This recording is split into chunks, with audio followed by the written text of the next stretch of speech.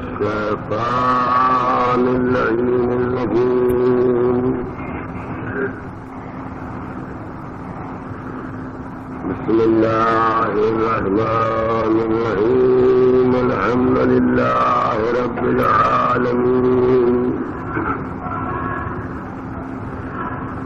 والعاقبة للمتقين، والجنة للموحدين، والنار للملحدين. والصلاة والسلام على سيد الأنبياء والمرسلين، سيدنا ونبينا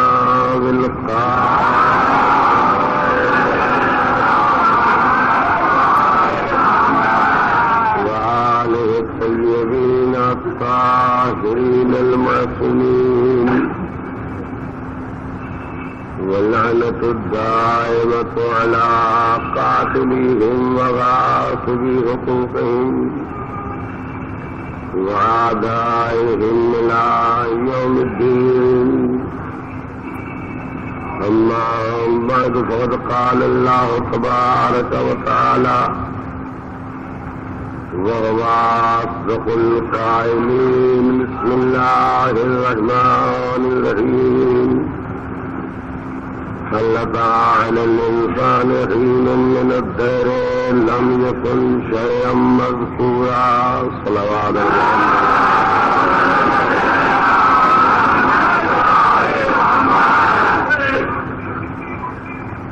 کل میں نے آپ کے سامنے سورہ دہر کی تھی، آیت کریمہ کی تلاوت کی تھی، جس میں اللہ نے بصورت سوال انسان کو یہ بات بتلائی ہے اور بتلائی ہے کہ ایک ایسا وقت تھا جب انسان ذکر کے قابل بھی نہ تھا،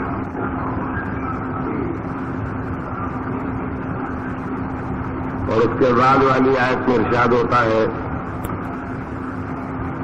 کہ ہم نے ملے جلے نقشے سے اس انسان کو اس لیے پیدا کیا ہے کہ نفسلی ہم انسان کی آزمائش کرنا چاہتے ہیں. آزمائش اس لیے نہیں ہے کہ اللہ کو معلوم کرنا ہے کہ کون کیسا ہے. جس طرح پڑھانے والا استاد امتحان سے پہلے جانتا ہے کہ میرا کون سا شاگرد کتنا پڑھا ہے، لیکن وہ امتحان اس لیے نہیں لیتا کہ اسے یہ معلوم کرنا ہوتا ہے کہ کون کتنا پڑھا ہے، بلکہ اسے امتحان لے کے پڑھنے والے لڑکے سے یہ منوانا ہوتا ہے کہ وہ مان لے کہ وہ کتنا پڑھا ہے. تو ویسے ہی اللہ بندوں کا امتحان اس لیے نہیں لیتا کہ اللہ کو معلوم کرنا ہے کہ کون کیسا ہے، بلکہ جو جیسا ہے اسے ویسا ثابت کرنے کے لیے اس کا امتحان لیتا ہے. اب میں نے کل آپ کے سامنے گزارش کی تھی کہ کل کا میری مجلس کا پیغام تھا کہ نہ صرف گناہ سے بچنا ہم پر واجب ہے، بلکہ اپنی طاقت لگا دینا گناہ سے لوگوں کو بچانے کے لیے بھی واجب ہے. کامیابی ہوگی یا ناکامیابی ہوگی اس سے کچھ مطلب نہیں ہے، لیکن اگر ہم نے سماج کو، سوسائٹی کو، معاشرے کو گناہ سے بچانے کی کوشش کی تو اس کے بعد اللہ ہم سے یہ سوال نہیں کرے گا کہ تم نے کوشش کیوں نہیں کی. اب جس کے مقدر میں اثر لینا ہوگا وہ اثر لے گا، جس کے مقدر میں اثر لینا نہیں ہوگا وہ اثر نہیں لے گا. حسین نے عاشور کی صبح کو 70,000 یزیدیوں کے لشکر کے سامنے تقریر کی تھی. اور باپ بیٹے 2 آدمیوں نے اثر لیا اور بقیہ آدمیوں نے اثر نہیں لیا.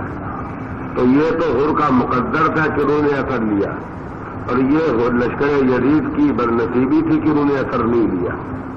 لیکن حسین تو اللہ کے سامنے کہہ سکتے ہیں کہ پالنے والے آخری حالت میں بھی اس گناہگار لشکر کو گناہ سے بچانے کی ہم نے کوشش کی. تو کل میں نے آپ کے سامنے جو بات کہی تھی، آج اس سلسلے میں ایک بات اور اضافے کے طور پر کہنا چاہتا ہوں کہ گناہ کی بھی دو قسمیں ہیں. سننے کے لیے تیار ہو جائیں. صلوات بھیجیں محمد علیہ.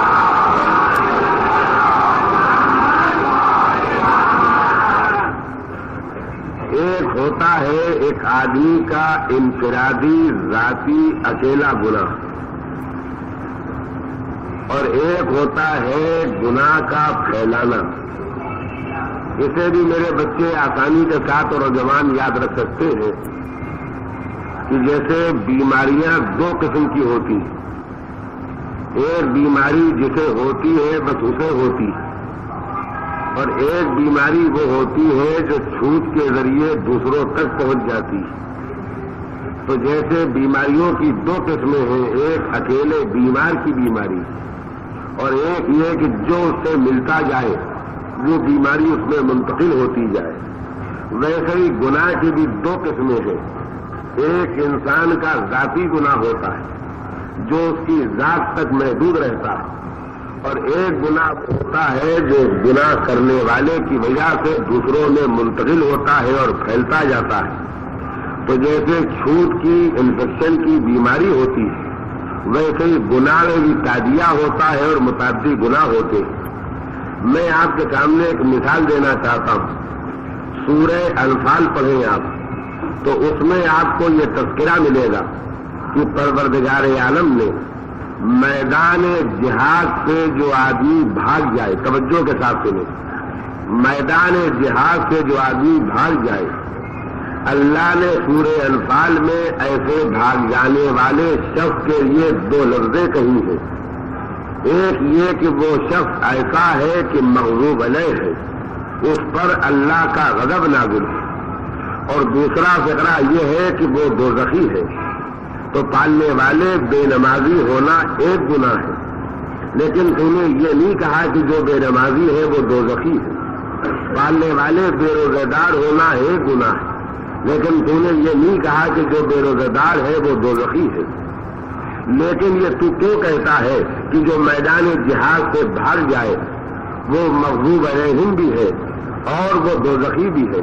اس کی وجہ کیا ہے کہ ایک آدمی بے نمازی ہے، تنہا بے نمازی ہے، ایک آدمی بے روزہ دار ہے، تنہا بے روزہ دار ہے. لیکن میدان جنگ سے جب ایک آدمی ڈر کے ہٹا تو اس کو بھاگتے دیکھ کے دو اس کے پیچھے چلے، ان دو کو جاتے دیکھ کے 10 اس کے پیچھے چلے، 10 کے پیچھے 100 چلے، 100 کے پیچھے لشکر چلا، اور سارے کا سارا میدان خالی ہو گیا. تو چونکہ ایک بھاگنے والے کی وجہ سے پورا لشکر بھاگ سکتا ہے، اور لشکر کے بھاگنے کی بنا پر جو شکست ہو اس سے مذہب کو پورا نقصان پہنچ سکتا ہے. تو یہ ایک آدمی کا گناہ نہیں ہے، بلکہ یہ وہ گناہ ہے جس میں انفیکشن ہے، تعدیہ ہے، چھوٹ ہے.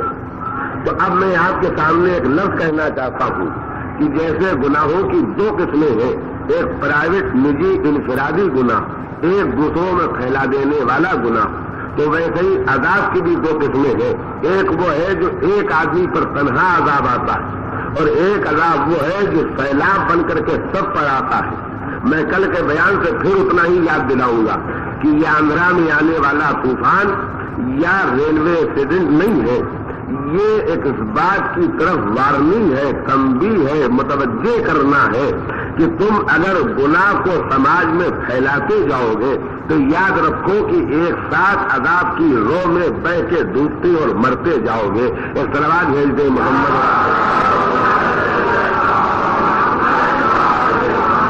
ایک درود اور بھیجے محمد عالم.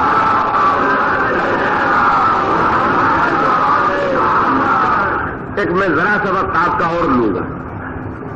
ایک حدیث ہے، میں نے وہ حدیث ایک جگہ سنائی تو میرے ایک نوجوان دوست نے بہت لال لال چہرہ کر کے مجھ سے اس حدیث کے بارے میں بحث کی. آپ یہ نہ سمجھے کہ واقعہ بمبئی کا نہیں، لفظوں میں چاہیے نہیں، بات سمجھائیے. ہم نے کہا بات کہیے تو سمجھائیں. کہ آپ نے یہ حدیث سنائی، یہ کیسے سچی ہو سکتی ہے؟ زنا کرنا، بدکاری کرنا، دو نامحرم ناجائز عورت اور مرد کے درمیان جنسی تعلقات کا پیدا ہونا، یہ تو بہت بڑا گناہ ہے۔ یہ حدیث کیسے صحیح ہو سکتی ہے کہ گانا جو ہے وہ اس سے بھی زیادہ بدتر گناہ ہے؟ لیکن میرے نوجوانوں، میرے بھائیوں اور میری بہنوں اور میرے بچوں، میں آپ کے سامنے سنانا چاہتا ہوں کہ ہمارے معصومین علیہ الصلوۃ والسلام نے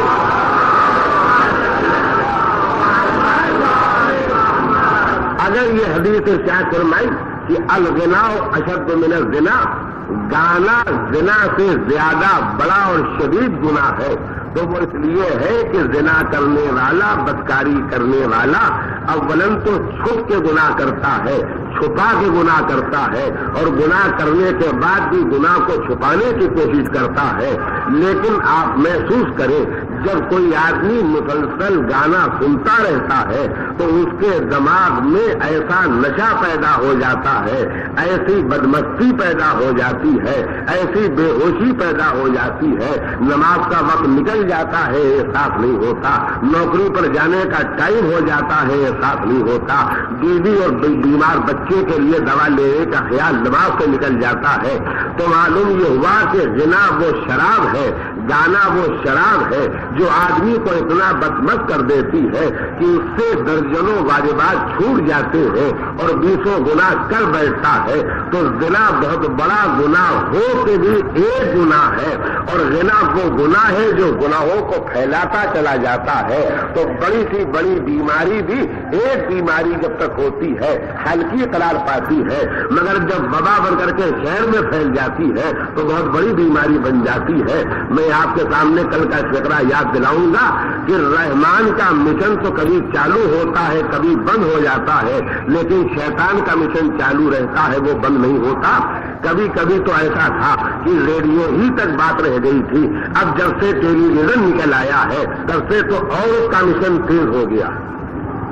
تو میں آپ کے سامنے ایک لفظ اور کہنا چاہتا ہوں، ذرا کبھی وقت ملا کے دیکھیے گا، سب سے اچھے پروگرام ٹیلی ویژن پر ٹھیک اسی وقت آتے ہیں جو نماز مغربین کا وقت ہوتا ہے، یعنی سماج کا امتحان ہو رہا ہے کہ تم رحمان کی طرف بڑھتے ہو یا شیطان کی طرف بڑھتے ہو۔ ایک سلوات بھیجیے محمد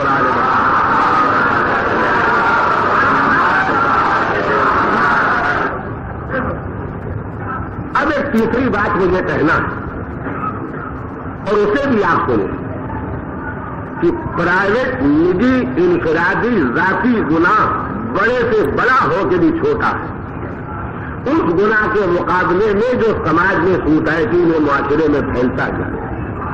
تو اس کے معنی یہ ہے کہ جو آدمی اکیلا گناہ کرتا ہے وہ گناہ گار ہو کے بھی کم سزا پائے گا، اور جو گناہوں کے پھیلانے کا ذمہ دار ہے اس کی سزا زیادہ ہو جائے گی۔ قبل اس کے کہ میں کسی دوسرے کی مثال دوں اور اسے برا لگے اور وہ شکایت کرے، ایک بات کہنا چاہتا ہوں، میرے نوجوان میری طرف دیکھ رہے ہیں، میں نہیں کہتا کہ آپ میں کوئی خدا نخواستہ بے نمازی ہوگا، کیوں کہوں؟ امید رکھتا ہوں کہ اگر بے نمازی ہوگا بھی تو صبح سے نمازی بن جائے گا انشاءاللہ۔ لیکن ایک لفظ کہنا چاہتا ہوں، اگر کوئی آدمی یہ کہے کہ یہ لڑکا جو آپ کے سامنے روز بیٹھ کے مجلس سنتا ہے یہ نماز نہیں پڑھتا، تو اس کا اثر نہیں پڑے گا۔ لیکن اگر اسی نوجوان نے پلٹ کے یہ کہا ہمیں تو کہتے ہیں، اور یہ مولوی صاحب جو روز ممبر پہ آ کے مجلس پڑھتے ہیں یہ بھی نماز نہیں پڑھتے، تو آپ یقین مانیے میں مثال دے رہا ہوں، خدا نہ خواستہ ایسا نہیں ہے۔ لیکن اگر میرے مجمع کو معلوم ہو جائے کہ میں 18 سال سے بمبئی میں آتا ہوں، اشر محرم میں 18واں اشر محرم پڑھ رہا ہوں اور میں نماز نہیں پڑھتا خدا نہ خواستہ، تو آپ یقین مانیے کہ ہزاروں دلوں میں یہ شبہ پیدا ہو جائے گا کہ اگر نماز نہ پڑھنے میں کسی عذاب کا خطرہ ہوتا تو اتنا بڑا مولوی ضرور نماز پڑھتا، بے نمازی نہ بنتا۔ تو معلوم ہوا آپ کا بے نمازی ہونا آپ تک محدود رہے گا، اور میرا بے نمازی ہونا سماج کو بے نمازی بنا دے گا۔ جہاں تک میرا اثر پہنچتا ہے وہاں تک بے نمازی بنا دے گا۔ تو آپ کے بے نمازی ہونے کی سزا ہلکی ہوگی اور میرے بے نمازی ہونے کی سزا بھاری ہوگی۔ اب جب میں نے مثال اپنے ہی اوپر اوڑھ لی ہے تو اب میں کسی کو معاف کرنے والا نہیں ہوں. آپ یاد رکھیے سماج میں ہمیشہ 3 طبقے ہوتے ہیں, lower class, middle class, upper class. یہ مڈل کلاس تو درمیان میں ہے, لیکن جو لوور کلاس اور مڈل کلاس ہے یہ دونوں اپر کلاس کے پیچھے چلتے ہیں. جو سیٹ کرتا ہے وہ سارے دفتر والے کرتے ہیں, جو IAS افسر کرتا ہے وہ پورے دفتر والے کرتے ہیں. تو جو سماج میں شاعر ہیں وہ جو کرتے ہیں ان کی چھاپ دماغوں پر آتی ہے, جن کی انگلیوں میں قلم چلتا ہے وہ جو کرتے ہیں اس کے اثرات دل و دماغ پر آتے ہیں. تو مجھے یہ کہنا ہے کہ اگر اللہ نے آپ کو کسی دولت سے نوازا ہے, چاہے وہ علم کی دولت ہو, چاہے وہ طاقت کی دولت ہو, چاہے وہ شہرت کی دولت ہو, چاہے وہ مال اور زر کی دولت ہو, اس کی بنا پر اگر آپ سماج میں اونچے طبقے سے اپر کلاس سے تعلق رکھتے ہیں تو اپر کلاس سے تعلق رکھنے والوں ایک تو سجدے شکر کرو کہ خدا نے دوسروں کے مقابلے میں تم کو ایک دولت زیادہ دے دی, چاہے وہ علم والی دولت بھی ہو, چاہے زبان والی دولت بھی ہو, چاہے قلم والی دولت بھی ہو, چاہے دماغ والی دولت بھی ہو, چاہے بینک بیلنس والی دولت بھی ہو, چاہے اثرات و حکومت والی دولت بھی ہو. تو جب دوسروں کے مقابلے میں زیادہ ملا ہے تو شکر کرنا چاہیے, یعنی شکر کرنا چاہیے. اور شکر کرنے کے ساتھ میں پورے اپر کلاس سے کہنا چاہتا ہوں کہ آپ کے پیچھے پیچھے مڈل کلاس آ رہا ہے, اس کے پیچھے پیچھے لوور کلاس آ رہا ہے. تو اگر آپ دیندار بنیں گے تو پوری سوسائٹی دیندار بنے گی, اور اگر آپ بے دین بنیں گے تو پوری سوسائٹی بے دین بنے گی. ذہنوں میں کل والا خیال سے یاد دلا دیں, ان کا اگر بے نمازی ہونے سے اللہ ناراض ہو جاتا ہوتا تو یہ بے نمازی کروڑ پتی سے ہوتا. تو خیر جائیے, آپ کروڑ پتی ہیں, آپ لکھ پتی ہیں, آپ کے پاس فیکٹریاں ہیں, آپ کے پاس بینک بیلنس ہے, کوٹیاں ہیں, فلیٹ ہیں, ایئر کنڈیشن کار میں آپ چل رہے ہیں. نہ کیجیے سجدے شکر اور نماز نہ پڑھیے, مگر ایک بات یاد رکھیے, اگر 10 آدمیوں نے یہ سوچ کے کہ اگر بے نمازی سے اللہ ناراض ہو جاتا تو اس بے نمازی کو کروڑ پتی نہ بناتا, تو آپ کو کل مرنے کے بعد قبر میں, برزخ میں, میدان محشر میں, موقع میزان میں صراط سے گزرتے وقت, حساب دیتے وقت اپنا بھی حساب دینا پڑے گا. اور آپ کے اثر سے متاثر ہو کے جو 10 آدمی بے نمازی بنے ہیں ان کے بے نمازی ہونے کا بھی حساب دینا پڑے گا. تو اگر اللہ نے کوئی دولت عزت زیادہ دی ہے تو شکر بھی ادا کرو اور بڑی سزا سے ڈرنے کی بھی کوشش کرو. ایک سلوات بھیج دیں, ایک درود اور بھیجیں محمد علیہ محمد.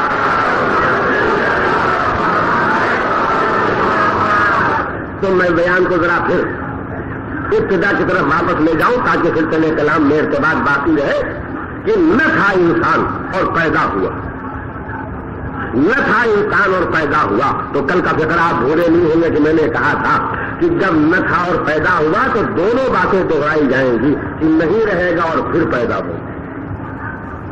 کل کا فقرہ اور آج کا فقرہ, اور یہ فقرے میں روزانہ کیوں دہراتا ہوں, فقرے دہرانے کی عادت نہیں ہے, بلکہ میں یہ چاہتا ہوں کہ جو میں پڑھوں اسے صرف آپ سن کے نہیں چلے جائیں, بلکہ آپ کے دل و دماغ میں یہ خیالات باقی رہے.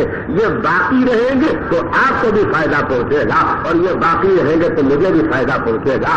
سچ بتائیے, آپ پالا گلی میں آتے ہیں تو کیا صرف جو 1 گھنٹے خراسان کی مجلس ہوتی ہے کبھی ساری روشنیاں جلائی جاتی ہے یا روشنی رات بھر جلتی رہتی ہے؟ معلومات جب تک اندھیرا ہے تب تک روشنی جلنا چاہیے.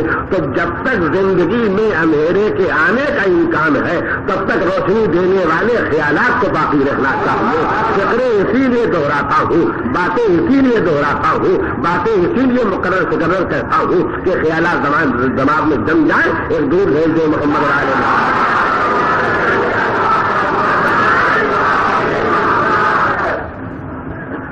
سوال یہ پیدا ہوا کہ 2 مرتبہ نہیں ہے اور 2 مرتبہ ہاں ہے. ایک مرتبہ اس دنیا میں پیدا ہوئے, ایک مرتبہ اس دنیا میں پیدا ہوں گے. یہاں عمل اور آزمائش اور امتحان کے لیے پیدا ہوئے نفتلی. ہم نے اس انسان کو پیدا کیا کس لیے؟ امتحان لینے کے لیے, آزمائش لینے کے لیے. تو دنیا میں ہماری آزمائش اور آخرت میں ہماری اس آزمائش کا نتیجہ بدلے کی شکل میں نکلنے والا ہے. اچھے بدلے کا نام جنت اور برے بدلے کا نام جہنم. کم سے کم یہ لفظی زبان پر آ جائے. اگر دل میں اتر جائے تو یقین مانیے دنیا جنت بن جائے. ہم نے آخرت کے دوزخ کو بھلا رکھا ہے, کبھی تو دنیا دوزخ بنی ہوئی. تو ذرا توجہ چاہتا ہوں. تو ساری بنیاد جو ہے, مذہب کی بنیاد, اصول دین کی بنیاد, آزمائش کی بنیاد, پورے 1,24,000 کے پیغمبروں کی ہدایت کی بنیاد, 12 اماموں کی ہدایت کی بنیاد, ایک لفظ میں یاد رکھو, اس لفظ کا نام ہے بدلہ. بدلہ یعنی جیسا کچھ ہم یہاں کریں گے اس کا بدلہ ہم وہاں پائیں گے. یہی عقیدہ ہے جو جامع مذہب ہے, یہی عقیدہ ہے جو جامع مذہب ہے. بدلہ دینے والے کا نام خدا ہے, بدلہ پانے کی جگہ کا نام آخرت ہے, اور بدلہ دلانے والے کا نام نبی اور امام اور رسول ہے. صلوات ہے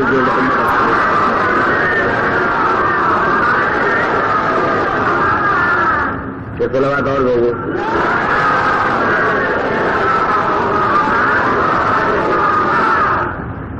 اب جب ساری مذہب کی بنیاد, ساری آزمائش کی بنیاد بدلے پر ہے, تو اب میں آپ کے سامنے کل کا آخری فقرہ جو میں نے کہا تھا اسے پھر یاد دلانا چاہتا ہوں کہ بدلہ نیکی کا یا برائی کا جزا اور سزا کی شکل میں جو ملنے والا ہے وہ اصل بدلہ ملے گا آخرت میں.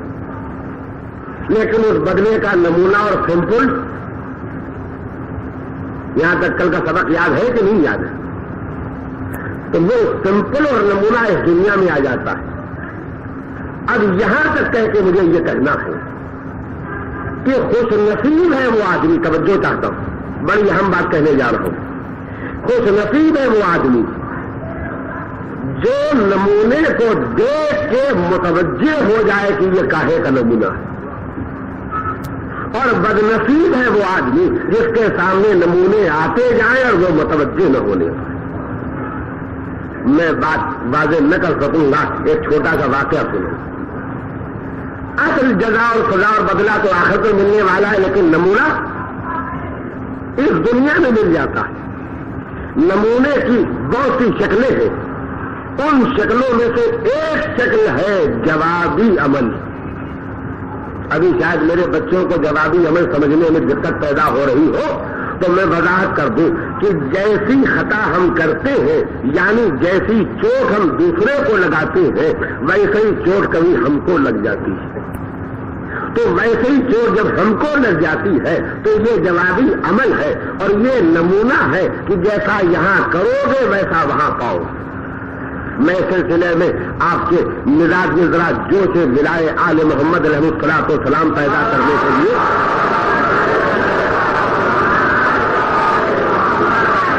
ایک بات یاد دلانا چاہتا ہوں کہ تاریخ کے جتنے لکھنے والے گزرے ہیں, انہوں نے جب مولائے کائنات امیر المومنین علی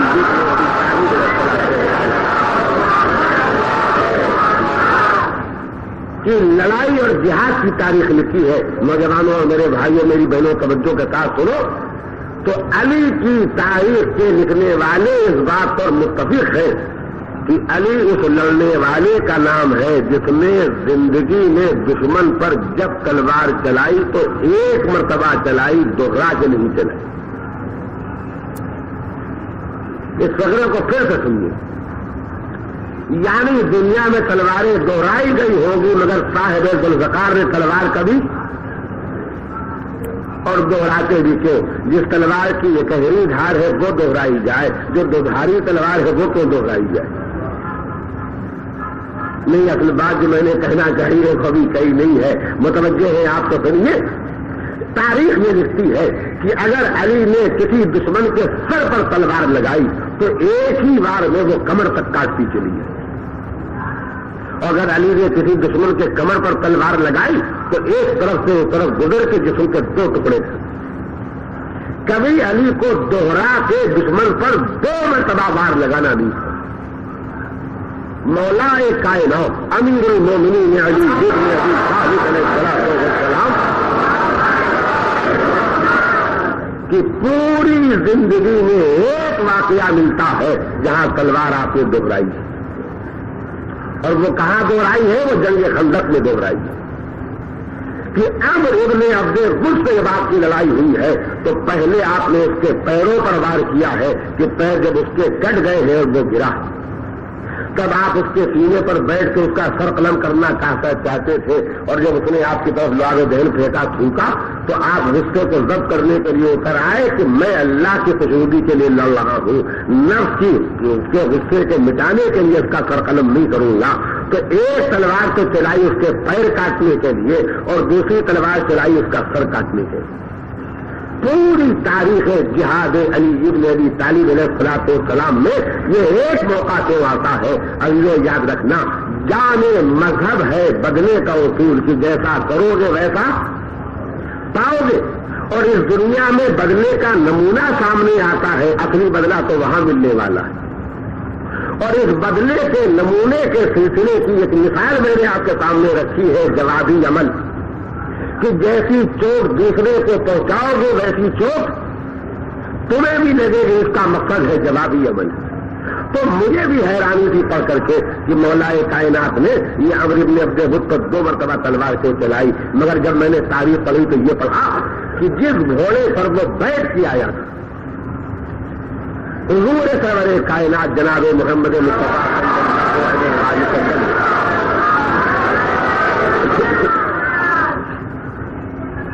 حفاظت کے لیے خندق کھودا تھا۔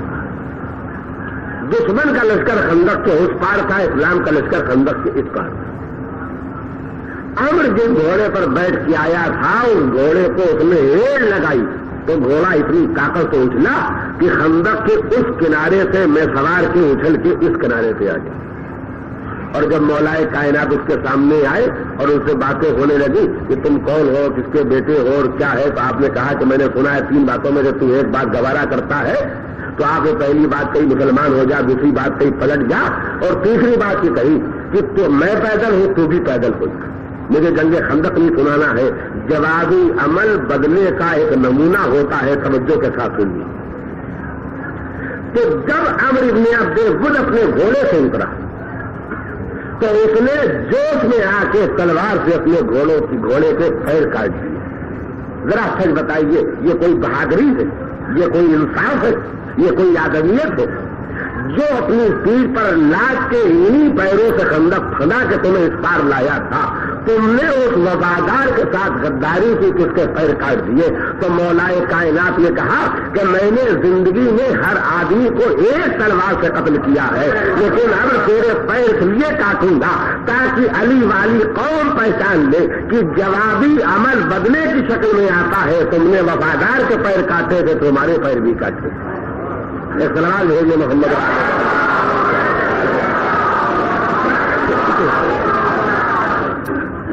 تو سلسلے کرام کو آپ فراموش نہ فرمائیں گے۔ میں گزارش یہ کرنا چاہتا ہوں کہ بدلہ جان مذہب ہے، آخرت کی بنیاد ہے، اور اسی سے انسان برائیوں سے روکا جا سکتا ہے اور بھلائیوں کی طرف آگے بڑھایا جا سکتا ہے۔ اصل بدلہ آخرت میں ملنے والا ہے، اس کا نمونہ اس دنیا میں ملتا ہے، اور اس نمونے کی ایک شکل ہے جوابی عمل۔ جیسے عمرو ابن عبد غد نے وفادار گھوڑے کے پیر کاٹے، ویسے ہی علی کے ہاتھوں اس کے پیر بھی کٹے۔ اب میں جوابی عمل کے سلسلے میں 2 چھوٹے چھوٹے واقعے اور سنانا چاہتا ہوں۔ نہیں مناسب تھا کہ میں اتنی بڑی مجلس سے اس واقعے کا تذکرہ کرتا، لیکن عزیزو ایک مشکل ہے میرے سامنے کہ جب میں یہ دیکھ رہا ہوں کہ برائیاں رک نہیں رہی ہیں بلکہ پھیلتی جا رہی ہیں، گناہ رک نہیں رہے ہیں بلکہ شرم کی دیواریں گرتی جا رہی ہیں اور بے حیائی کی بے حیائی کا سیلاب بڑھتا جا رہا ہے، تو جن واقعات کے سنانے میں مجمع کو دیکھ کے چپ ہو جایا کرتا تھا۔ میں سمجھتا ہوں کہ اب قدرت کا تقاضا ہے کہ ان واقعات کو بھی سناؤ تاکہ جہاں بے شرمی پیدا ہو گئی ہے شاید وہاں پھر حیا واپس آ جائے، جہاں برائیاں پھیل گئی ہیں شاید وہاں پھر سے زندگی واپس آ جائے۔ ایک عورت تھی مومنہ، ایماندار، پاکیزہ کردار، باحیا، پاک دامن، عفیفہ۔ اس کا شوہر روز گھر سے باہر چلا جایا کرتا تھا ذریعے معاش حاصل کرنے کے لیے۔ دیکھیے ذرا ہماری زندگی سے کتنا ملتا جلتا واقعہ ہے۔ تو اس کے گھر میں جو بھیٹی پانی بھرنے روز آیا کرتا تھا، وہ آواز دیتا تھا، عورت پردے میں چلی جاتی تو وہ پانی بھر کے چلا جاتا تھا. بدلہ وہاں ملے گا، بدلے کا نمونہ یہاں آتا ہے، اور نمونے کی ایک شکل ہے جوابی عمل. بات بھولیں گے نہیں. پانی بھر کے بھیٹی چلا جاتا تو مومنہ دروازہ پھر بند کر لیتی. ایک دن پانی بھر کے جو بھیٹی جانے لگا تو اس کی نیت میں خرابی پیدا ہو.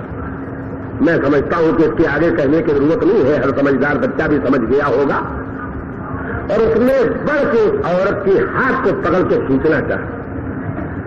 پھر پتا نہیں کہ کیا خیال آیا کہ وہ چھوڑ کے چلا گیا. رات کو جب اس کا شوہر واپس آیا تو دن بھر یہ پڑا تھے.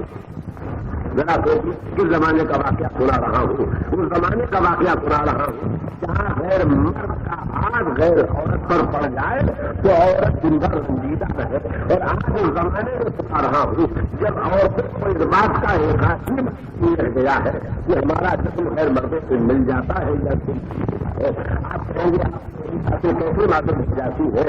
اب جو میں روز کرتا ہوں وہ بچ کے نکلنا پڑتا ہے اور تمہیں بچنا چاہیے. وہ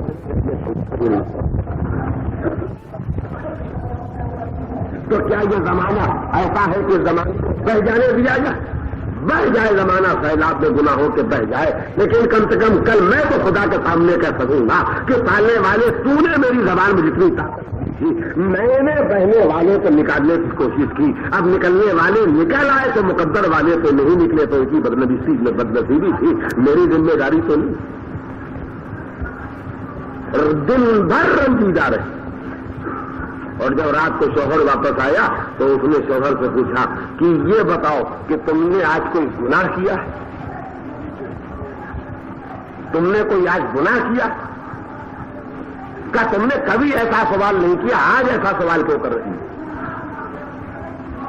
کیا میں یقیناً تم سے آج کوئی گناہ ہوا؟ کا وجہ بتاؤ، ایسا تم کیوں پوچھ رہی ہو؟ کہ اگر تم نے گناہ نہیں کیا ہوتا تو وہ بھیٹی نامحرم ہو کے مجھ پر ہاتھ نہیں ڈالتی. تو شوہر نے اقرار کیا کہ اس سے بھی یہ خطا سرزد ہوئی تھی کہ اس نے غیر عورت پر ہاتھ ڈالا تھا، پھر دل میں خوف خدا پیدا ہوا، ہاتھ چھوڑ دیا. کہا دیکھ جہاں تک تو نے بری نیت رکھی تھی وہاں تک اس کی بھی نیت بری رہی، اور جہاں سے تجھے اللہ کا ڈر غالب آیا اور تو نیکی کی طرف آ گیا وہاں سے اس کا بھی ہاتھ ہٹ گیا. یہ ہے جوابی عمل. یہ نمونہ ہے بتانے کے لیے کہ یہاں نمونے دیکھ لو، جیسا کرو گے ویسا وہاں پاؤ گے. ایک کلمات اور بھیج دو.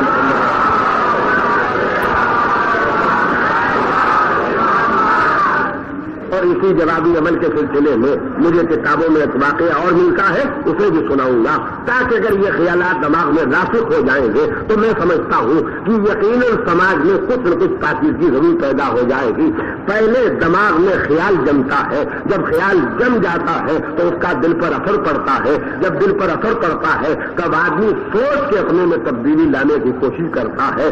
بڑی محنتوں سے بھٹی میں آگ کے ڈال کے لوہا گلا کے برتن بنائے جاتے ہیں تو مزاج بھی بڑی مشکل سے سانچے میں ڈھلا کرتے ہیں. تو اگر سنانا ہی بند کر دیا جائے تو ڈھلنے کا سوال ہی کیا پیدا ہو. ایک دوسرا واقعہ سنانا چاہتا ہوں. علامہ علی اکبر نہاوندی نے اپنی کتاب خزینۃ الجواہر میں اس واقعے کو لکھا کہ دو میاں بیوی دسترخوان پر بیٹھے کھانا کھا رہے ہیں. بڑا خوشحال تھا شوہر، بڑا خوشحال تھا شوہر، دنیا کی ہر دولت اس کے پاس. جب دسترخوان بچھا تھا اور میاں بیوی دونوں کھانا کھا رہے تھے تو دروازہ کھلا ہوا تھا. اسی دروازے کے سامنے سے ایک بھوکا فقیر گزرا. اس نے کہا اللہ کا شکر ادا کرو، اپنے دسترخوان میں سے مجھ فاقہ کرنے والے غریب کو بھی چند لقمے دے دو. ڈریے کس وقت دماغ کو شیطان کیسا بدل دے. کیا مشکل تھی جہاں ہزاروں روپے جس کے پاس تھے، جس کے پاس روٹیوں کے ڈھیر لگے تھے، اگر وہ دو روٹیاں اٹھا کے دے دیتا کچھ کمی نہیں ہو جاتی. لیکن ایک مرتبہ دماغ میں غرور پیدا ہوا کہ کیوں بھیک مانگتے، اچھے خاصے ہاتھ پیر رکھتے ہو، جاؤ جا کے کہیں کماؤ.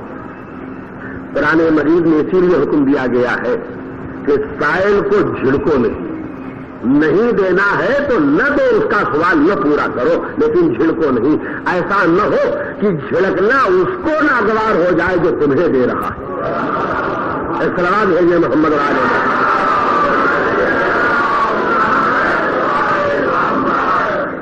تو جوابی عمل کے نمونے میں آپ کے سامنے پیش کر رہا تھا، اور شاید آج مجلس اسی پر تمام ہو جائے جوابی عمل کے نمونے کے سلسلے میں، تو کل آگے تذکرہ بڑھاؤں گا. لیکن اب جو تذکرہ شروع کیا ہے تو سماعت فرماتے چلے. جھڑک دیا اور وہ سائل چلا گیا،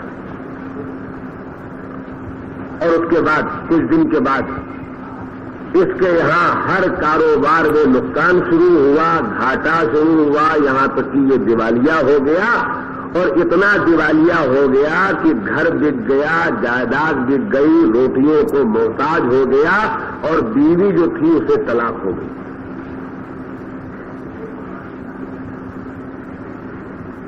اس واقعے کو یہاں تک سن کے پھر سنیے کہ ایک دن ایک گھر میں بچھے ہوئے دسترخوان پر دو میاں بیوی پھر کھانا کھا رہے ہیں. دیکھیے جوابی عمل کسے کہتے ہیں. بالکل سیم پوزیشن، ذرا جو فرق پیدا ہو سکتا پر دونوں میاں بیوی کھانا کھا رہے ہیں، اور دروازے پر ایک آدمی آ کے آواز دیتا ہے کہ کھانے والے، اللہ نے تم کو بہت کچھ دیا ہے، اس غریب فاقہ کرنے والے کو بھی کچھ لقمے دے. تو شوہر بیوی سے کہتا ہے اب لقمہ منہ میں باندھ رکھنا، پہلے اس مانگنے والے کو دیا ہو. اور بات ٹھیک بھی کہی، اس لیے کہ جب خدا ہمیں پہلے دے چکا ہے تو مانگنے والے کو ہمیں بھی پہلے دے دینا چاہیے. بیوی کھانا لے کے گئی اور فقیر کو دیکھ کے پلٹی تو روتی ہوئی پلٹی. شوہر نے پوچھا تم روتی کیوں؟ کہا میں نے زندگی میں کبھی ایسا بھیانک ماجرا نہیں دیکھا. اور وہ جتنا پوچھتا جاتا ہے اتنا ہی وہ بےقل ہو کے روتی جاتی. کہا کیوں رو رہی؟ کہا یہ فقیر جو آج مانگ رہا تھا یہ کل کبھی میرا شوہر تھا اور بڑا دولت مند تھا. آج میں نے اس کو اتنی غربت میں دیکھا ہے کہ کپڑے پھٹے ہوئے ہیں، چہرہ اترا ہوا ہے، چہرے سے پتہ چلتا ہے کہ اسے دو وقت کا فاقہ نہیں ملا ہے.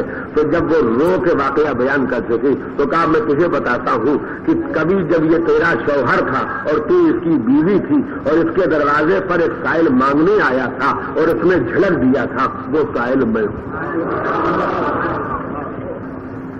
تو عزیزان گرامی، اس زندگی میں آخرت کے بدلے کو یاد دلانے کا ایک نمونہ ہوتا ہے جوابی عمل.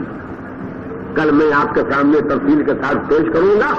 آج تو مجھے ایک لفظ کہنا ہے کہ خوش نصیب وہ ہوتے ہیں جو ایسے جوابی عمل کو سن کے سنبھل جائیں، اور بد نصیب وہ ہوتے ہیں کتابوں میں تو ایسا لکھا ہی رہتا ہے، ملا لوگ تو ایسا بیان ہی کیا کرتے ہیں، جو کرتے ہو وہ کرتے رہو.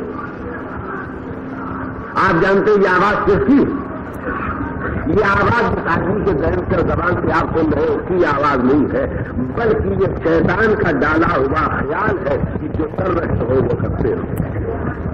اب یہاں کتنے میرے بھائی اور میری بہنیں ہوں گی جنہوں نے محسوس کیا ہوگا ہمارے سامنے جوابی عمل آ سکتا ہے. تو اب میں آپ سے بات کرنا چاہتا ہوں کہ کبھی ٹھوکر لگے تو ہمیں سوچنا چاہیے ہم نے کسی کو ٹھوکر ماری تو نہیں. کبھی ہمارا پیر پھسلے اور ہم گرے تو ہمیں سوچنا چاہیے کہ ہم نے کسی گرنے آئے والے آدمی کو گرنے میں مدد تو نہیں دی تھی کہ اور گرا دیا. بس جو اس طرح سوچنے کے عادی بن جاتے ہیں ان کا کردار نکھر جایا کرتا ہے، اور جو آنکھیں بند کر لیا کرتے ہیں ان کا کردار اور بگڑ جایا کرتا ہے. ایک سلام ہے جو محمد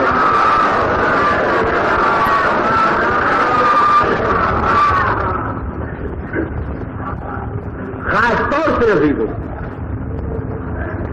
جوابی عمل کے سلسلے میں خاص طور سے میرے عزیزوں دو باتیں سنیں.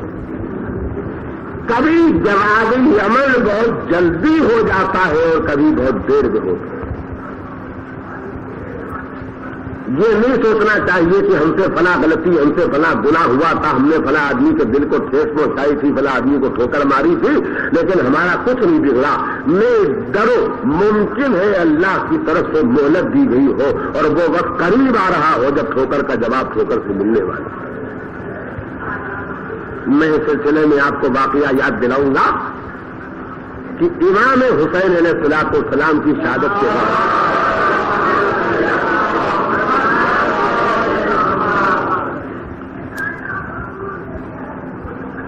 بہت سے قاتلوں کو مختلف قسم کی قدرت کی طرف سے سزائیں ملی۔ کل میں نے سنایا ہے سزا کیا، اصل مقام آخرت ہے، دنیا نہیں ہے، لیکن اردو زبان میں سزا کے علاوہ دوسرا کوئی لفظ نہیں۔ اصلی سزا کا نمونہ جو سزا ہے وہ اس دنیا میں ملی۔ کتنوں کو مختلف قسم کی سزائیں ملی۔ تو ایک مومن تھا، حسین کا چاہنے والا تھا، کوفے میں رہتا تھا، کوفے کا باشندہ تھا، اور اس کے دوستی میں تعلقات میں اس کا ایک دوست وہ تھا جو ان ملعونوں میں تھا جو کربلا میں حسین کے اوپر ظلم کرنے گئے۔ اب آپ پہچانیے کتنی مجبور زندگی تھی حسین کے چاہنے والے کی، جو حسین کے دشمن سے دوستی رکھنے پر مجبور تھا حالات کے ہاتھوں۔ یقین مانیے ایسے چاہنے والوں کو خود صبر کرنے پر اس صبر کا اس کی جزا مل رہی ہے۔ دل اس دشمن حسین سے بیدار صورت دیکھنے کے لیے تیار نہیں، لیکن حالات مجبور کیے ہیں کہ زندہ رہنا ہے تو ان سے زندگی میں دوستی ملائے بنائے رکھو۔ تو ایک مرتبہ ذکر ہونے لگا، ذکر یہ نکلا کہ جو کربلا میں گئے تھے ان کو کسی نہ کسی قسم کی سزا ملی۔ سزا کون؟ یعنی اصلی سزا کے نمونے والی سزا۔ تو اس شخص نے کہا کہ تم مجھے جانتے نہیں، تم مجھے جانتے نہیں ہو، میں بھی کربلا گیا۔ اور اس نے کہا کہ میں تو ان لوگوں میں سے ہوں جنہوں نے لاش حسین کے ساتھ بے حرمتی کی تھی۔ اور اس کے بعد اس نے کہا کہ دیکھو اتنے دن گزر گئے ہیں، اتنے سال گزر گئے ہیں، میرا تو کچھ نہیں بگڑا، میرا تو کچھ نہیں بگڑا۔ تو یہ تو خالی واہمہ ہے کہ جو قتل حسین کے لیے شرکت کرنے کے لیے کربلا میں یزید کی فوج میں بھرتی ہو کے گئے تھے، ان پر کوئی نہ کوئی اللہ کی طرف سے عتاب اور قہر اور عذاب نازل ہوا، دیکھو میں زندہ ہوں۔ تو یہ شخص جو حسین کا چاہنے والا اور مومن ہے کہتا ہے کہ بات کرتے کرتے جو چراغ جل رہا تھا، روشنی دے رہا تھا، اس کی لو جس بتی میں جو تیل میں بتی پڑی رہتی ہے اس کی لو دبنے لگی۔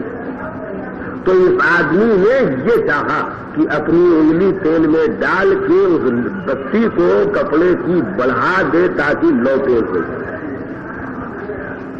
بس جیسے ہی چراغ میں اس نے انگلی ڈالی ویسے ہی لو نے آگے بڑھنے کے بجائے پلٹ کے اس کی انگلی کو جلا دیا۔ اور اگر آپ سن کے یاد رکھ سکیں میرے عزیزوں تو یاد رکھو کہ صرف انگلی نہیں جلی، بلکہ اب انگلی کے ساتھ جیسے لکڑی آگ چولہے میں لگا دے تو لکڑی جلتی چلی جاتی ہے، ویسے ہی پورا جسم جلتا چلا گیا، آہستہ آہستہ جلا۔ ایک مرتبہ پورے جسم کا جل جانا اور ہے اور سلگ سلگ کے پورے جسم کا جلنا اور ہے۔ تو مومن کہتا ہے کہ میں نے اپنی آنکھوں سے جب اسے جلتے دیکھا تو میری سمجھ میں آیا کہ اللہ کبھی جوابی عمل میں مہلت بھی دے دیتا ہے۔ تو میں آپ کے سامنے خاص بات کہنا چاہتا تھا میرے بھائی اور میری بہنوں کہ کبھی جوابی عمل فوراً ہو جاتا ہے اور کبھی جوابی عمل میں اللہ کی طرف سے مہلت ہو جاتی ہے۔ اس مہلت کے وقت شیطان سمجھاتا ہے کچھ بگڑنے والا نہیں ہے، جو کرتے ہو وہ کرتے رہو۔ تو جیسے علی نے عمرو ابن عبد بت کے پیر کاٹ کے فوراً جواب دیا اور یہاں پروردگار عالم نے اس حسین کی لاش سے بے حرمتی کرنے والے کو جلانے میں دیر کی، تو یاد رکھیے یہ مسئلہ تو اللہ جانتا ہے کہ جوابی عمل فوراً سامنے آ جاتا ہے یا دیر میں سامنے آتا ہے۔ تو دل کو ڈرنا چاہیے، ایسا نہ ہو کہ جوابی عمل سامنے آ جائے۔ ایک خیال یہ بھی شیطان دلوں میں پیدا کر سکتا ہے کہ اب جو کر چکے ہیں تو جوابی عمل، اگر میں نے کسی کی بیوی کے بارے میں برے خیال خیالات کے ساتھ سوتا ہے تو یہ جواب ہمارے سامنے ضرور آنے والا ہے. میں اس جوابی عمل کو اسی لیے پیش کر رہا ہوں کہ اگر ہمارے سننے والوں کے دماغ میں یہ خیال جم جائے کہ جیسا ہم غیر کو دیکھیں گے ویسے ہمارے گھر کی عورتیں دیکھی جائیں گی، تو یقین مانیے یہ خیال فقط اتنا مضبوط اثر ڈالنے والا خیال ہوگا کہ نگاہیں بند ہو جایا کریں گی. عمل کو سیلاب کے سامنے ایک بند بنانے کی کوشش کر رہا ہوں. اطلاعات بھیجیے محمد.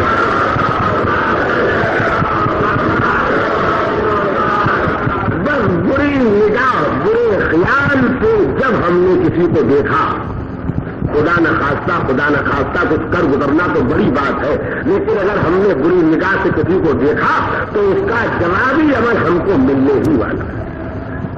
اور اب میں آپ کے سامنے کچھ اور نہ کہوں گا. ذرا آپ کبھی مجلس سننے کے بعد رات کو لیٹ کے سوچیے گا تو آپ کو کتنی فیملیاں اور کتنے خاندان یاد آ جائیں گے جس میں میری اس بات کی سچائیاں آپ کے سامنے ویسی نظر آئیں گی جیسے بول پر لکھی ہوئی سچائیاں پڑھی جاتی. اور دوسرا جوابی عمل جو سامنے آتا ہے میرے بھائیوں میری بہنوں وہ بھی سنو کہ اولاد جیسا سلوک اپنے ماں باپ کے ساتھ کرتی ہے پلٹ کے ویسا جوابی عمل اولاد کے سامنے آتا ہے. تیسرا جوابی عمل سنیے.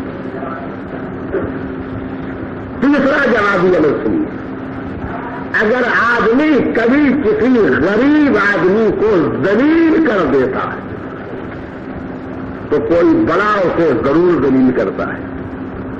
بھائی یہ تو آنکھ والا ہے کہ ہم زینے سے اتر رہے تھے، ایک غریب آدمی نے کہا اللہ بھلا کرے 10 پیسے دیے جائیے. ہم نے کہا تو جی.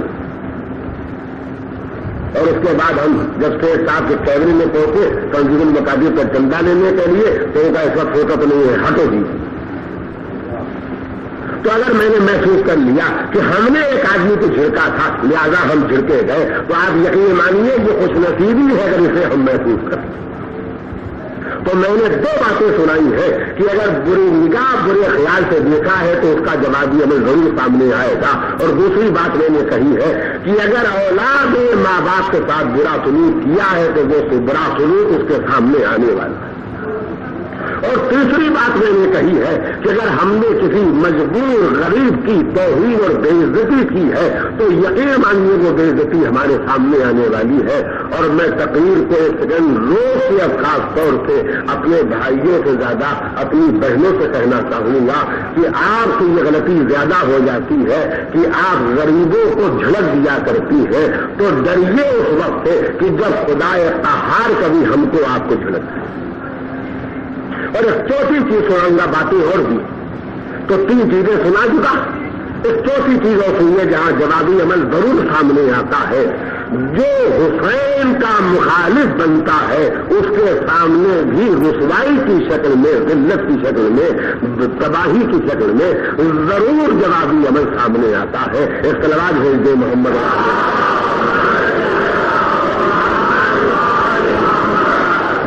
بس جو کچھ میں نے آپ کے سامنے کہا ہے اب اس سلسلے کی آخری بات تفصیل کے ساتھ سنا دیں اور میں لسٹ تمام کر دینا چاہتا ہوں کہ خوش نصیب وہ ہے جو اس جوابی عمل پر نوٹس لے کے اپنے کردار میں نکھار پیدا کرے. اور بدنصیب وہ ہے جو جوابی عمل دیکھتے جائیں اور آنکھیں بند رہے. اب میں ان بدنصیبوں کا تذکرہ کرنا چاہتا ہوں. تاریخوں میں ان کے تذکرے موجود ہیں کہ امام حسین علیہ السلام خیموں کے 3 طرف خندق کھدوا دی تھی. اور اس لیے خندق کھدوا دی تھی کہ دشمن صرف ایک طرف سے حملہ کر سکے، چاروں طرف سے حملہ نہیں کر سکے. تو عاشور کی رات جب یہ طے ہو گیا کہ اس سے وہ جنگ ضرور ہوگی تو جتنی بھی لکڑی کا سامان مولا کے پاس موجود تھا امام نے خندق میں اس لکڑی کو اور لکڑی کے سامان کو ڈلوا کے آگ لگوا دی تاکہ دشمن آگ کو کراس کر کے 3 طرف سے حملہ نہ کر سکے، صرف سامنے سے حملہ کرے. اور سامنے سے جو حملہ کرے گا تو اصحاب موجود ہے لڑنے کے لیے، عباس موجود ہے لڑنے کے لیے، بنی ہاشم موجود ہے لڑنے کے لیے. تو شام کی فوج کا ایک سپاہی نکلتا ہے اور نکل کے کہتا ہے. دیکھیے جوابی عمل پر بھی احساس نہ ہونا. بد نصیبوں کی مثالیں سنا رہا ہوں، اس لیے سنا رہا ہوں کہ ان بد نصیبوں کی مثالوں سے جو سبق لے لے وہ ہے خوش نصیب. کیا ہوا؟ اس نے ایک مرتبہ نکل کے اپنی فوج سے خندق کے قریب آ کے کہا. فقرہ بڑا سخت ہے لیکن مجھے سمجھے سنانا ہی ہے، اس لیے مجبوراً سناتا ہوں کہ اس ملعون کی زبان پر فقرہ یہ آیا کہ حسین تم نے دوزخ کی آگ سے پہلے دنیا ہی میں آگ خرید لی اور مول لی. حسین جیسا صابر جس کا سارا جسم زخمی ہو گیا کہ تیر پر تیر کو جگہ ملتی تھی، تیر کو جس میں حسین پر جگہ نہیں ملتی تھی، ایسے صابر نے فوراً اس سب کے لیے بد دعا کر دی. میرے مولا آپ کو صابر ہے. ایک آدمی اگر بدتمیزی اور توہین کی بات کرتا ہے تو آپ بد دعا کیوں کرتے ہیں؟ کہا تم نے پہچانا نہیں؟ اگر میں یہاں خاموش رہ جاؤں گا تو آگے چل کے گمراہی پیدا ہو جائے گی کہ اگر حسین کا دین صحیح ہوتا تو انہوں نے کوئی جواب تو دیا ہوتا. بات تو اتنے لگتی ہوئی کہی تھی کہ دوزخ کی آگ سے پہلے تم نے دنیا کی آگ مول لے لی. بیت مرتبہ مولا نے ہاتھ اٹھائے، کہا پالنے والے اس کی سزا میں جلدی کر دے، اس کی سزا میں جلدی کر دے. اور ابھی دہنے عرض حسین سے اتنے فکرے نکلے تھے کہ ایک مرتبہ وہ جس گھوڑے پر بیٹھا تو وہ گھوڑا بھڑکا اور وہ آدمی جو بھڑکے وہ گھوڑے سے اسی خندق میں گرا اور گر کے جل کے ختم ہو گیا.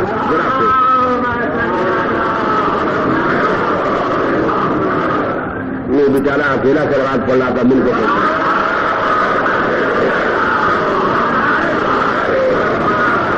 تو ہونا کیا چاہیے تھا؟ ہونا یہ چاہیے تھا کہ شام کے پورے لشکر کے سپاہیوں کی آنکھیں کھل جاتی اور رونتے کھڑے ہو جاتے اور وہ تلواروں کو نیام میں رکھ کر کے پھر کی طرح حسین کے قدموں میں آ کے معافی مانگنے لگتے. اس لیے کہ اپنی آنکھوں سے حسین کی زبان سے بد دعا کے نکلتے ہی اسے جلتے دیکھ لیا تھا. لیکن سمر پھر سمر رہا، حرملہ پھر حرملہ رہا، پسرے ساتھ پھر پسرے ساتھ رہا. حسین سے لڑتے رہے. کیوں لڑتے رہے؟ اس لیے کہ ان کی آنکھوں کو شیطان نے بند کر دیا تھا. یہ جوابی عمل کا نمونہ دیکھ کے سبق نہیں لے رہے تھے. ایک دوسرا واقعہ بھی سنے. ایک شخص آیا اور اس شخص نے ایک شیشے کے گلاس میں پانی بھر کے اور حسین کے ہونے کے قریب آ کے اس شیشے کے گلاس میں پانی کو ہلا کے آواز دی، حسین حسین یہ دیکھو ہمارے پاس پانی موجود ہے. اور جب اس نے آواز دی تو حسین بھی دیکھ رہے تھے اور ان کے چھوٹے چھوٹے بچے بھی دیکھ رہے تھے. تم دنیا میں بھی پیاسے ہو اور آخرت میں بھی پیاسے رہو. ایک مرتبہ امام نے پھر ہاتھ اٹھائے. بات اس نے آخرت کی کر دی تھی نا. حق و باطل کا معاملہ آ گیا تھا نا کہ اگر حسین چپ رہ جاتے تو شاید کسی ذہن میں خیال پیدا ہو جاتا کہ شاید اس کی بات صحیح رہی ہو. ایک مرتبہ حسین نے ہاتھ اٹھائے کہ پالنے والے اس شخص نے جیسی بد کلامی کی ہے تو جلد اس کی خبر نہیں.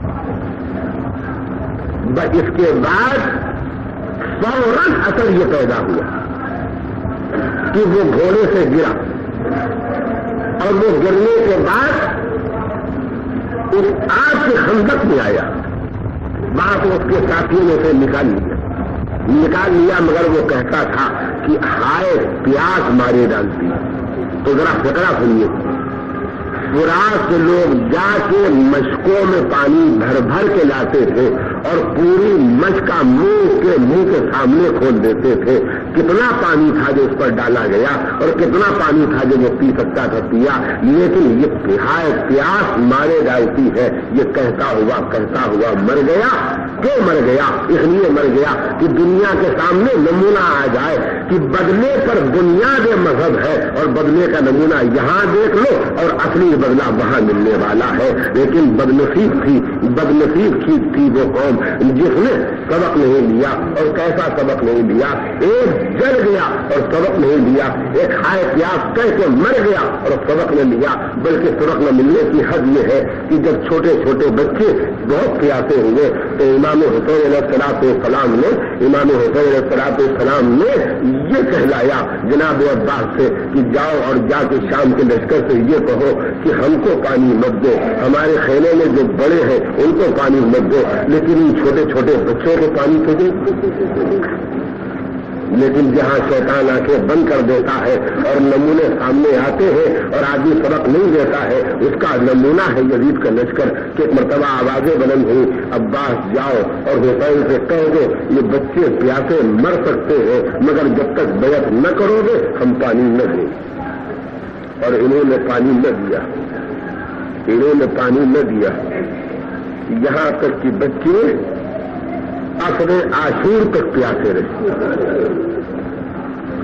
یہاں تک کہ حسین شہید ہو گئے اور بچے پیاسے رہے، خیمے جلا ڈالے گئے اور بچے پیاسے رہے، بچوں نے تماچے کھائے اور پیاسے رہے، جلتے ہوئے خیموں کے نکلے، کرتے کے دامن میں آگ لگ گئی اور پیاسے رہے، دوڑتے تھے کربلا کے میدان میں اور پیاسے تھے، قتل گاہ میں آ کے لاشوں کے درمیان باپ کی لاش ڈھونڈتے تھے اور پیاسے تھے۔ ان پیاسے بچوں میں سے میں ایک بچے کا تذکرہ کروں گا، اس بچی کا نام ہے سکینہ۔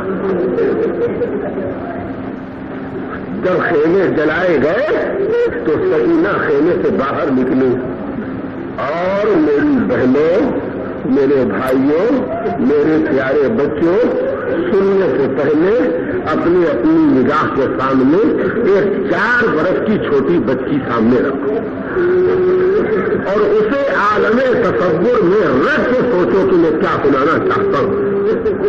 کیا ہوا؟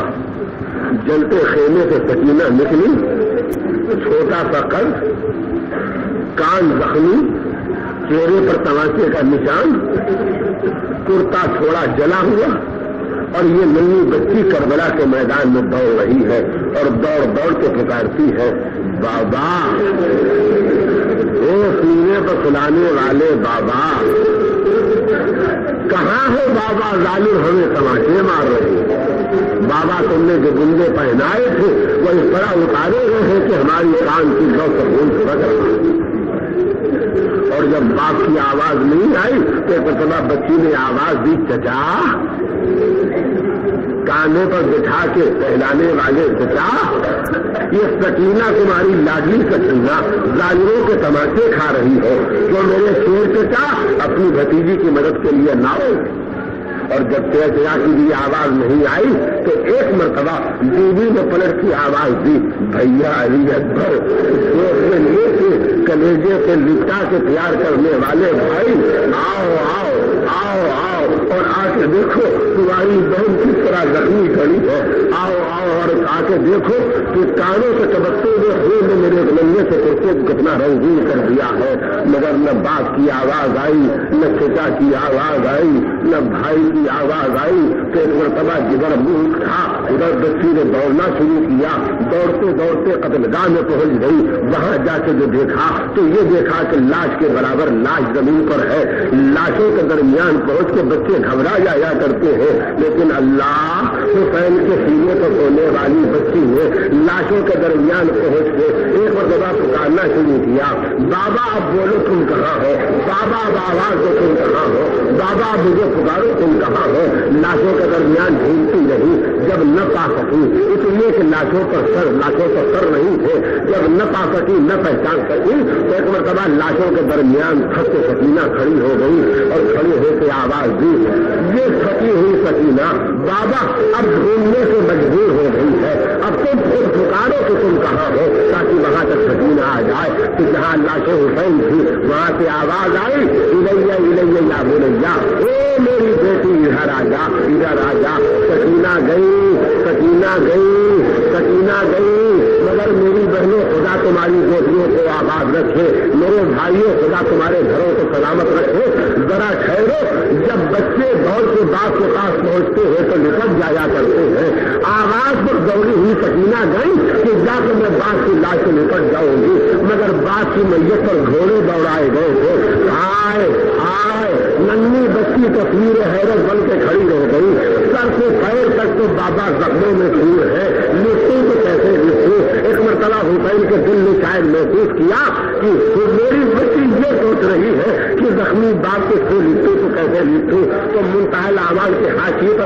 لکھا ہوا ملا کہ ایک مرتبہ حسین نے سکینہ کے خیال کی رو بدل دی. کٹی ہوئی گردن کی آواز آئی, میری بیٹی سکینہ میرے سیوں کو میرا سلام کہنا اور یہ کر دینا کہ جب کبھی پانی پینا تو پیاسے حسین کو یاد کر دینا, جب کسی شہید کی خبر سننا تو مجھ پر رو لینا. 3 شعر نقل کیے ہیں. یہ تیسرا شعر بتاتا ہو کہ یہ شہادت حسین کے بعد حسین کی کٹی ہوئی گردنی سے نکلے ہوئے شعر ہے. دوسرے شعر نے کہا کہ میرے دوستوں کاش تم کربلا میں موجود ہوتے اور دیکھتے کہ میں کیسے ہاتھوں پر اٹھا ہے اپنے بندے بچے رکھتے تھے پانی مانگ رہا تھا اور پانی کیا میرے اور اس کے بعد کہا کہ میری سکینہ میرے دوستوں اور شیعوں کو میرا پیغام اور پہنچانا کہ کاش تم کربلا کے میدان میں موجود ہوتے اور دیکھتے کہ گھوڑوں کو دوڑا کے ظالموں نے میری لاش کو کس طرح پامال کر ڈالا ہے. ارے باپ نے یہ شعر اسی لیے پڑھا تھا, بیٹی